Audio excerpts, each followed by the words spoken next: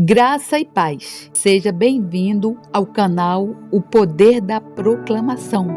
Assim também ocorre com a palavra que sai da minha boca. Ela não voltará para mim vazia, mas fará o que desejo e atingirá o propósito para o qual a enviei. A palavra de Deus, ela nunca volta vazia. Isaías 55:11. E este evangelho do reino será pregado em todo o mundo como testemunho a todas as nações. Então virá o fim. Mateus 24:14.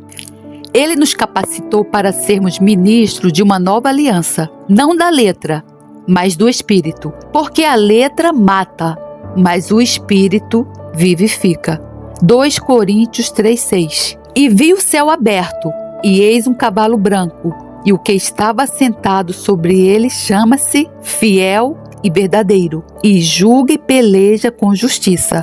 Apocalipse 19:11. E a última palavra que Jesus disse através da visão de João no Apocalipse: aquele que testifica estas coisas diz: certamente cedo venho. Amém. Ora vem Senhor Jesus. Tesouros de James Smith. O amor de Jesus. Eu te amei. João 15:12. Quem Jesus ama? Todo crente, quaisquer que sejam suas circunstâncias externas, ou seja, todos os que o amam, e são em certa medida como ele. Quão maravilhoso que Jesus nos ame, que somos tão vis, tão degradados, tão ingratos. Sim, e é fato. E ele provou isso de várias maneiras. Ele demonstrou seu amor antes que o conhecêssemos, ou mesmo fôssemos capazes de fazê-lo, ao escolher homens caídos para serem salvos, e não os anjos caídos. Eles caíram como nós, mas sua natureza era mais nobre, sua queda foi de uma eminência maior. Ainda assim, ele não assumiu a natureza deles para salvá-los, mas ele se tornou homem para nos salvar. E por quê? Ele nos diz: eu te amei. Ao fazer uma expiação completa por nossos pecados, ele satisfez a justiça ao máximo. Ele removeu a maldição completamente. Ele produziu para nós uma justiça, brilhando com glória, além dos raios do sol da manhã. E por quê? Ele nos diz: eu te amei. Ele demonstrou seu amor agora das seguintes maneiras: ao conquistar todos os nossos adversários espirituais que nos venceram e levaram cativa toda a nossa raça. Nenhum braço humano era forte o suficiente para vencê-los. Nenhuma mera criatura poderia escapar deles. Mas ele veio, ele lutou, ele conquistou, ele triunfou em nossa natureza, em nosso nome, por nossa causa.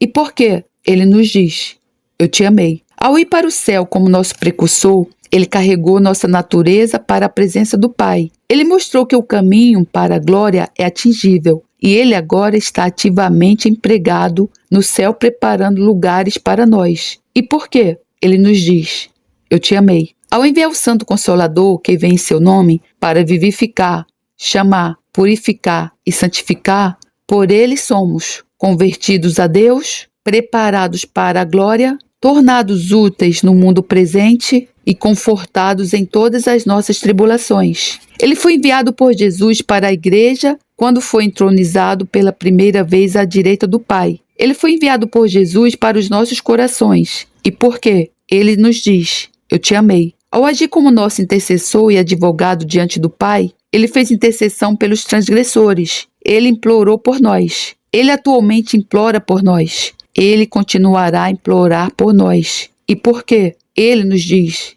eu te amei. Ele demonstrou seu amor em seus negócios conosco. Ele nos achou inimigos cruéis, determinados e insensíveis para ele. Mas ele nos reconciliou, nos fez amigos e nos encheu de admiração por seu amor. Ele nos suportou, mesmo sob a convicção do pecado, quando pensamos duramente sobre ele, duvidamos dele e tentamos por todos os meios possíveis viver sem ele. Ele nos guarda pelo seu poder e Espírito Santo, pois não podemos confiar em nós nem por um momento. Ele apenas nos castiga com amor, quando poderia justamente nos punir com ira. Ele nos restaura de todos os nossos erros e perdoa generosamente nossas loucuras. Ele continua sua obra dentro de nós e generosamente supre todas as nossas necessidades. Ele se alegra em nos salvar, embora tão repulsivos quanto vermes e mais vil que a terra. E Ele faz tudo isso por nós, e faz tudo com alegria, apesar de nossa ingratidão, perversidade e rebelião. E por quê? Ele nos diz: eu te amei. Seu amor é demonstrado no que Ele pretende fazer por nós. Ele virá em glória e majestade como nosso noivo, para nos buscar em casa e abertamente nos casar e nos fazer parceiros do seu trono, triunfos e glória para sempre. Ele nos separará de todo pecado e pecadores e de tudo que pode nos causar dor, problemas ou tristezas. Ele nos vestirá com glória tão brilhante quanto o sol e tão duradoura quanto a eternidade. Ele nos levará a reinar e a triunfar e nos coroará com glória.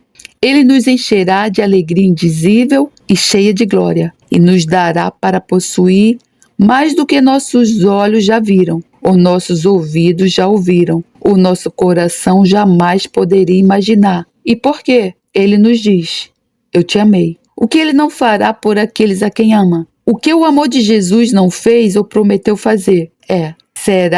Deve ser motivo de admiração por toda a eternidade, que Jesus nos ame assim, tão livremente, tão constantemente, com amor tão puro, tão ilimitado e tão divino. Veja como Ele nos ama. Contemple e maravilhe-se. Contemplem e louvem. Contemple-o e ame-o em troca. Tesouros de James Smith. O passado revisado. Lembrar-te-ás de todo o caminho pelo qual o Senhor teu Deus te guiou no deserto esses 40 anos. Deuteronômio 8:2. Às vezes é bom olhar para frente e antecipar a bem-aventurada esperança, a gloriosa aparição de nosso Senhor e Salvador. Às vezes é bom olhar para dentro e examinar se estamos na fé. Às vezes é correto olhar ao redor e ver a postura de nossos inimigos e quais tentações estão reservadas para nós. É necessário também olhar para trás e ver o caminho que o Senhor nosso Deus nos guiou. Onde estivemos? Em um deserto. Pois o pecado mudou o caráter do mundo atual. Ele já foi o jardim do Senhor. Agora é um deserto desolado. Sua principal característica é a esterilidade. Não há alimento para a alma, nada para satisfazer os espíritos imortais nela. O rei Salomão, que sabia mais, possuía mais e desfrutava mais deste mundo, disse: vaidade das vaidades, tudo é vaidade. 2. É um lugar perigoso, cheio de ladrões, feras selvagens e poços terríveis. É cheio de problemas e todos os que nele habitam estão expostos a muitas, grandes e dolorosas privações. Quem tem sido nosso guia? O Senhor teu Deus te guiou. Ele conhece bem o lugar, com todas as suas voltas e perigos. Ele ama ternamente nossas pessoas. Seu amor tem em si mais do que a ternura de uma mãe e mais do que a firmeza e força de um pai. Ele sempre consulta nosso bem-estar. Ele nem sempre visa agradar ou nos gratificar, mas Ele sempre nos guia para segurança, paz e honra. Ele nos conduz de acordo com nossa natureza e circunstâncias. Para Israel, Ele providenciou a nuvem durante o dia e a coluna de fogo durante a noite, para refrescar, preservar e guiá-los. Ele nos conduz por sua palavra sagrada, seu Espírito Santo e os eventos de sua providência. Por qual caminho fomos guiados? Não pelo mais próximo, ou pelo mais suave, ou pelo mais fácil, mas pelo melhor caminho, o caminho certo, o único caminho certo. Tem sido áspero, difícil e tortuoso, mas tem sido certo. Deus escolheu isso para nós e Ele nos guiou nisso. Foi o caminho pelo qual Ele podia nos ensinar as lições mais importantes, tentar exercer todas as nossas graças, provar a sinceridade de nossas profissões, preparar-nos para seu serviço aqui embaixo e sua glória lá em cima, e nos tornar realmente úteis, para que Ele possa nos tornar honrados, pois somente os úteis são honrados no reino do nosso Senhor Deus. Há quanto tempo Ele nos tem guiado? Israel foi guiado por 40 anos, assim como o escritor, assim como talvez o leitor.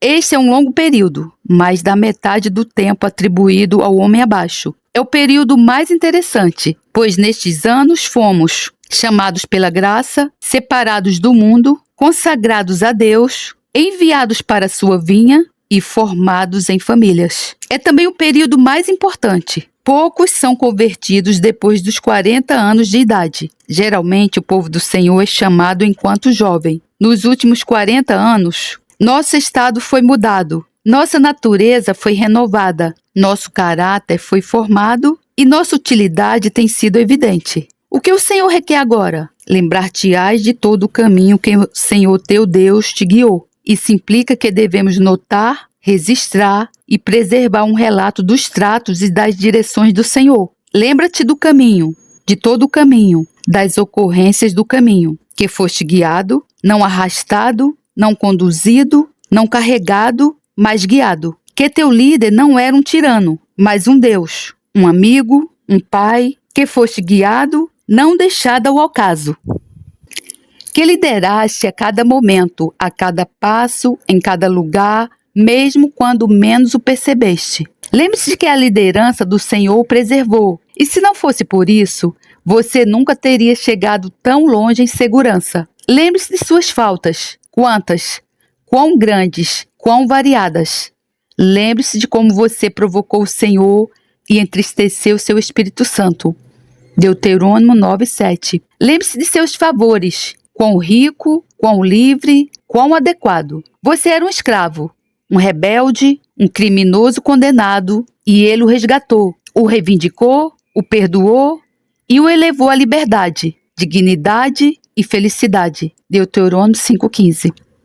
Lembra-te dos teus inimigos, como eles te odiaram, te perseguiram, pelejaram contra ti e estavam determinados a destruir-te, mas o teu Deus te livrou. Deuterônimo 25:17-18. Miqueias 6:5. Lembre-se da amizade do seu Deus, quão necessária, quão constante, quão condescendente. Amizade incomparável, da qual seu suprimento, sua segurança, seu tudo dependiam. Deuterônimo 32:7-14. Lembre-se do caminho, do guia e de sua própria conduta, ou você não poderá ser justo. Você não será nem grato nem humilde. Lembre-se, pois, Deus se lembra. Jeremias 2:2.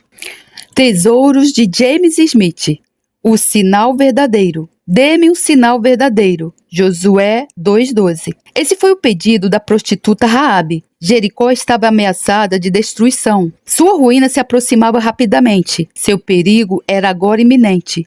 Os espiões foram à casa dela e ela os recebeu, pois acreditava que Deus entregaria Jericó nas mãos de Israel. Sua preocupação com a salvação de si mesma e da família era grande e natural. Sua precaução era sábia. Ela queria um símbolo, um em que pudesse confiar.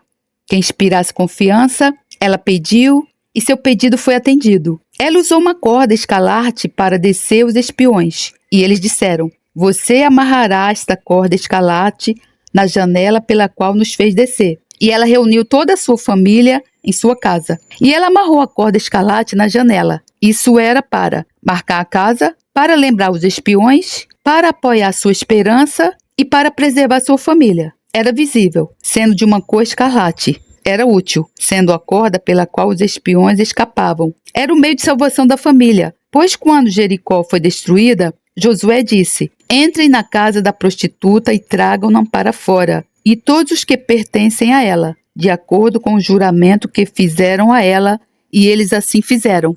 Agora vamos melhorar o assunto.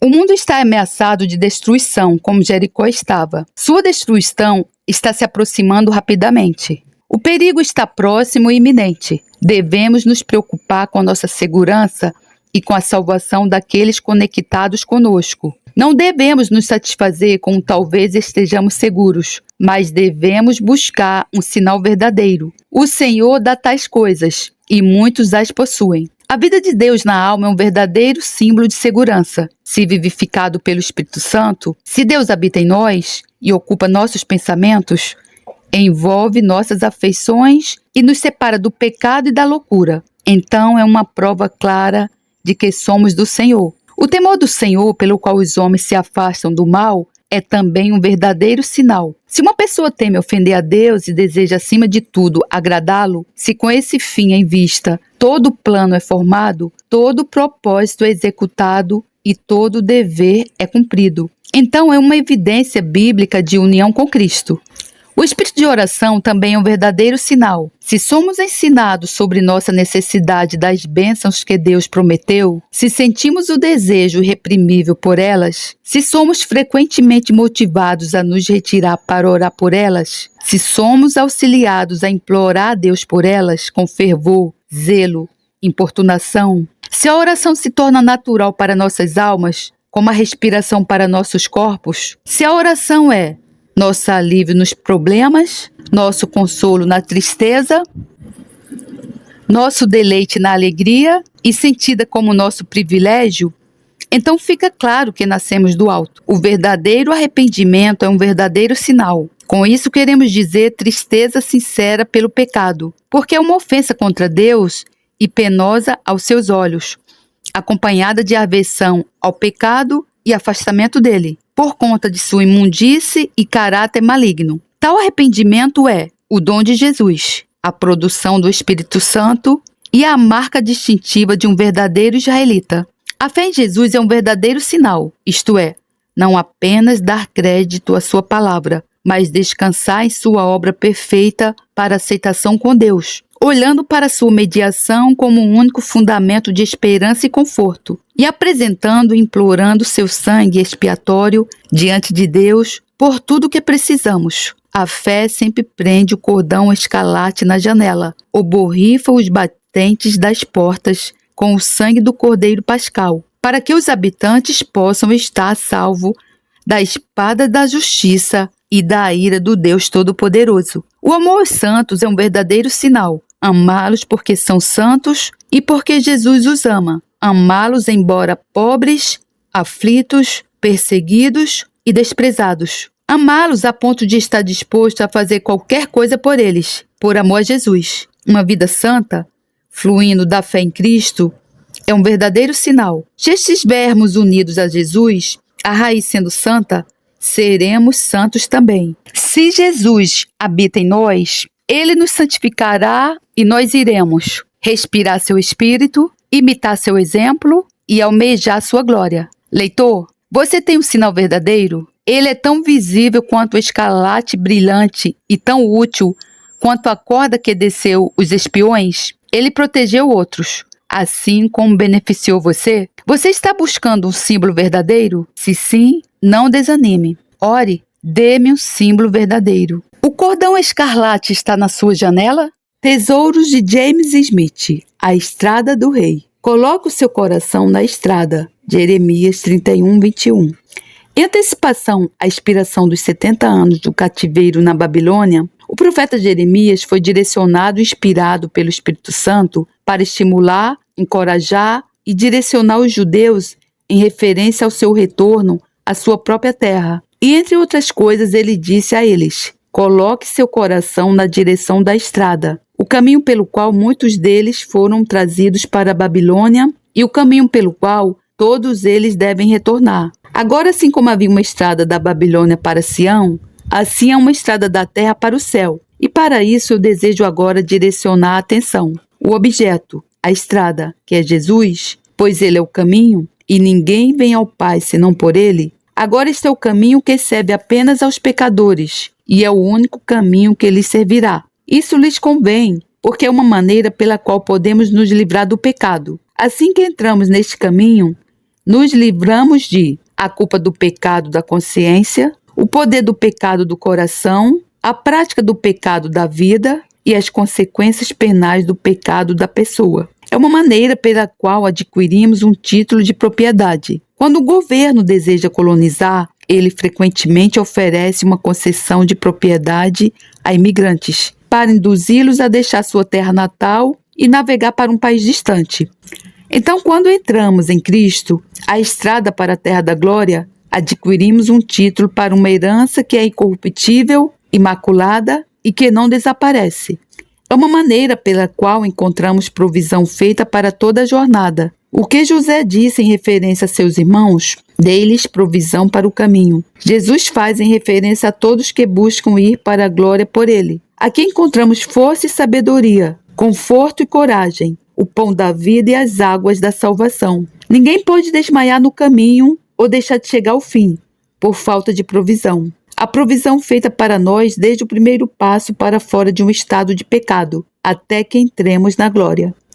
Há dessa forma a certeza de uma chegada segura. O justo manterá seu caminho. Nenhum funeral jamais foi visto nesta rodovia. Nenhum osso branqueado de peregrinos que afundaram e pereceram ao longo da estrada jamais foi visto aqui. Todos os que entram em Cristo, todos os que começam corretamente, chegam seguros ao fim da jornada. Ó caminho abençoado onde nós nos livramos de todo o pecado e suas consequências. Obtemos um título inquestionável para o céu. Encontramos provisão abundante para a nossa jornada e provamos que assim como é o nosso dia, assim a nossa força, até chegarmos ao Monte Sião.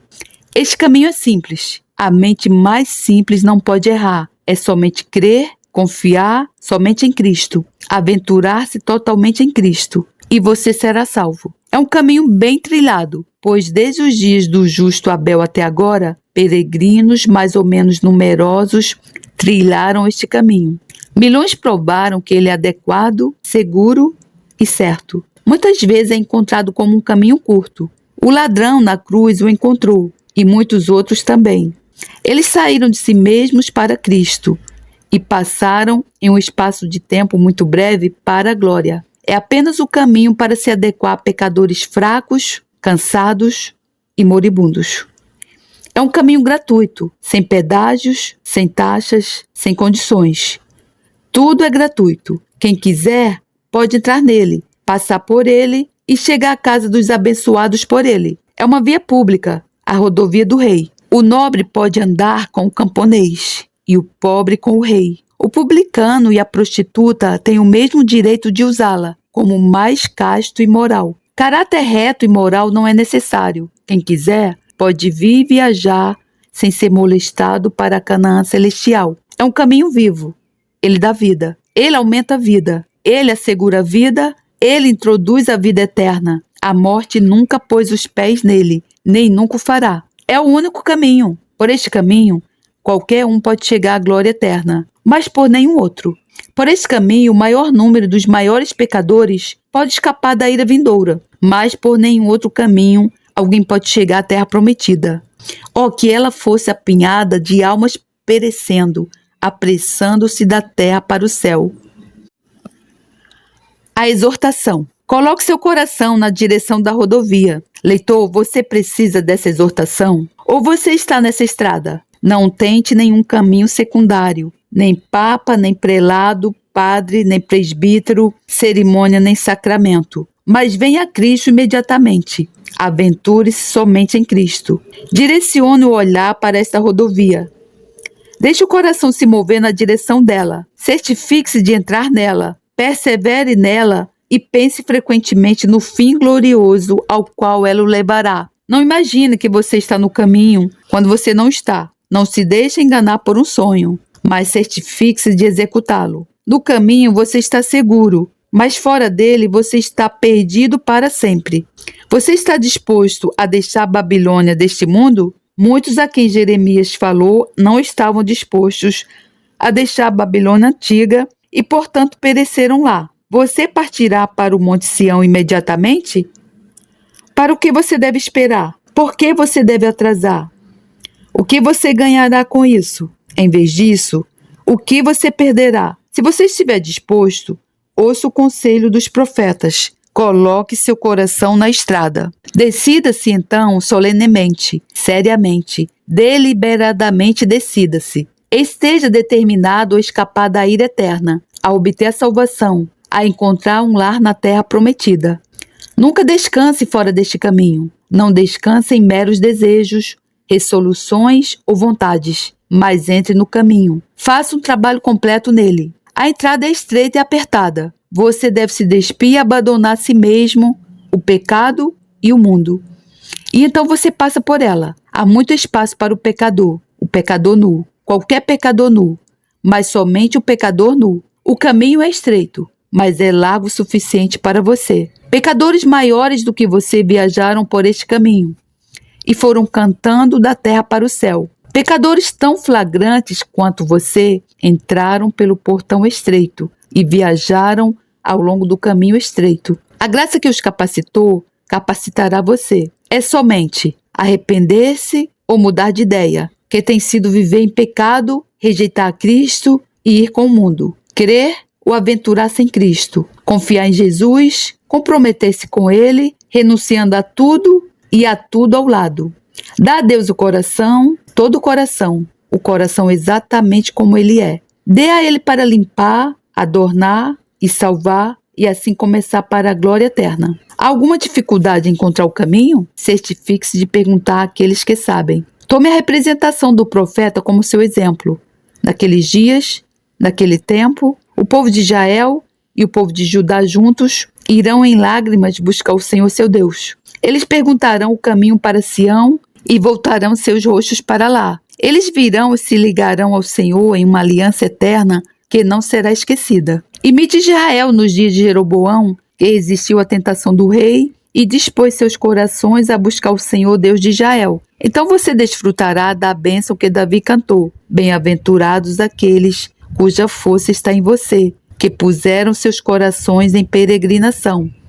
Ao passarem pelo vale de Baca, eles fazem dele um lugar de fontes. As chuvas de outono também o cobrem com piscinas.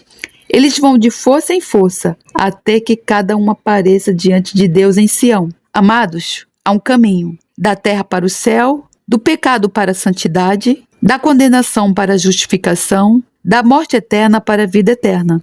Esse caminho é Jesus. Para esse caminho você é bem-vindo. Dessa forma você pode andar e encontrar paz com Deus, desfrutar da comunhão com Jesus, escapar dos perigos e obter a vida eterna. Ou você andará por ela ou não. Se não andar, só há um outro caminho, e esse é o caminho da morte eterna. Entrai pela porta estreita, porque larga é a porta, e espaçoso o caminho que conduz à perdição, e muitos entram por ela. Mas estreita é a porta, e apertado o caminho que conduz à vida, e poucos a encontram. Mateus 7, 13 a 14. Portanto, Jesus exorta em outro lugar: esforce-se para entrar pela porta estreita. Esforce-se como se estivesse em agonia, como se a vida eterna e a glória eterna dependessem disso. Esforce-se, não desista de se esforçar, até que esteja seguro através da porta e viajando no caminho para a glória eterna.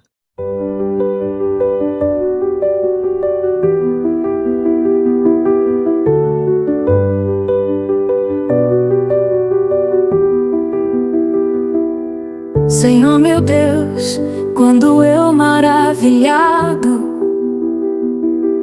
contemplo a tua imensa criação, a terra, o mar e o céu todo estrelado, me vem falar da tua perfeição. Então minha alma canta-te, Senhor, grandioso és tu, grandioso és tu. Então minha alma canta-te, Senhor, grandioso és tu, grandioso és tu.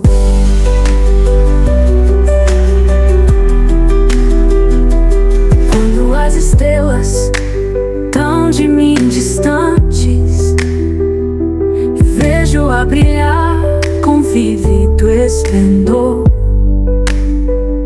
Relembro a Deus as glórias cintilantes que meu Jesus deixou por meu amor.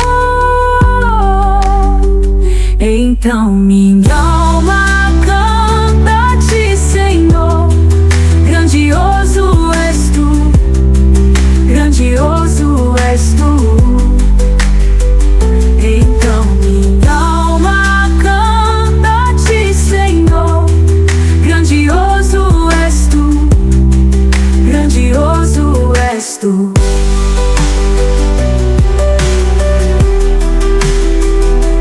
Olho as florestas murmurando ao vento, e ao ver que tu plantaste cada pé, recordo a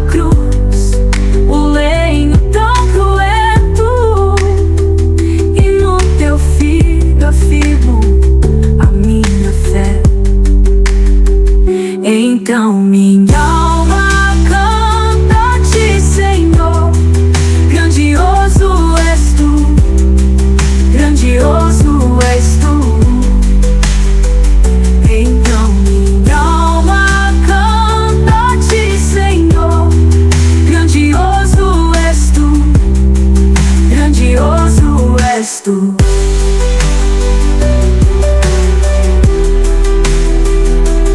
E quando penso que tu não poupaste teu filho amado por amor de mim,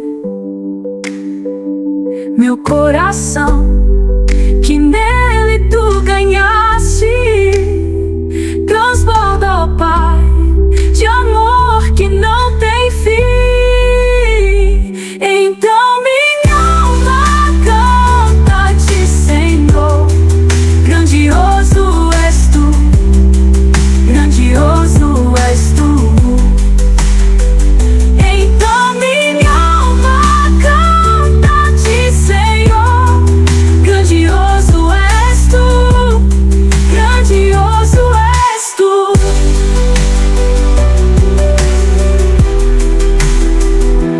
E quando Cristo, o amado meu, voltando, vier dos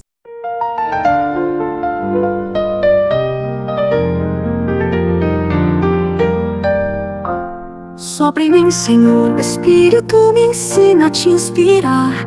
Do meu ego e pecados, vem assim me libertar. Inspirando as tristezas e os pecados meus, te inspiro, ó Senhor, meu Deus. Eu inspiro minha vida para tua me encher. Inspirando tua vida, deixo as coisas do meu ser. Inspirando as tristezas e os pecados meus, te inspiro, ó Senhor, meu Deus. Eu inspiro meus pecados, já os carregaste aqui. A pureza tua inspiro, acho minha vida em ti. Inspirando as tristezas e os pecados meus, te inspiro, ó Senhor, meu Deus. Eu inspiro a tristeza em teu seio que me apraz. Inspiro teu conforto, teu descanso, gozo e paz.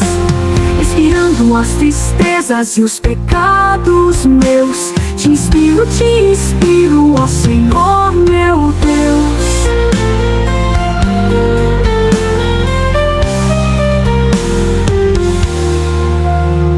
Minha enfermidade expiro, a tomaste sobre ti.